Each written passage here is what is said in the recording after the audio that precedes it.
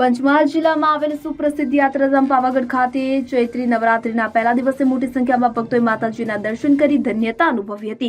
ભક્તો દ્વારા સુપ્રસિદ્ધ યાત્રાધામ પાવાગઢ ખાતે મહાકાળી માતાજીના મંદિરે ચુંદડીને શ્રીફળ અર્પણ કરી માનતા પૂર્ણ કરી। તો દૂર દૂરથી માઈ ભક્તો માતાજીના દર્શને આજ રોજ સવારથી જ મહાકાળી માતાજીના દર્શન કરી ધન્યતા અનુભવી હતી। ભક્તોએ પરિવાર સાથે માતાજીના આશીર્વાદ મેળવ્યા હતા અને પાવાગઢ કાલિકા મંદિર ટ્રસ્ટ દ્વારા માઈ ભક્તોને દર્શન કરવામાં મુશ્કેલી ન થાય તે માટે મંદિર ટ્રસ્ટના પ્રમુખ અને મેનેજર તેમજ સ્ટાફના સ્વયંસેવકો દ્વારા માઈ ભક્તો કોઈ પણ જાતની તકલીફ પડે નહીં તેવી તકેદારી રાખવામાં આવી હતી। ત્યારે હાલોલ તેમજ પાવાગઢ પોલીસ દ્વારા ચુસ્ત બંદોબસ્ત ગોઠવી દેવામાં આવ્યો હતો, જેમાં વ્હીકલ લઈને આવતા લોકોને અવરજવર માટે તકલીફ પડે નહીં તેવી ખાસ કરીને દેખરેખ હેઠળ પાવાગઢ પોલીસ સ્ટાફ હાજર રહ્યા હતા અને દર્શને આવતા શ્રદ્ધાળુઓને ધ્યાનમાં રાખી વહીવટી તંત્ર પાવાગઢ પોલીસે પૂરેપૂરી તકેદારી રાખી રહ્યા છે।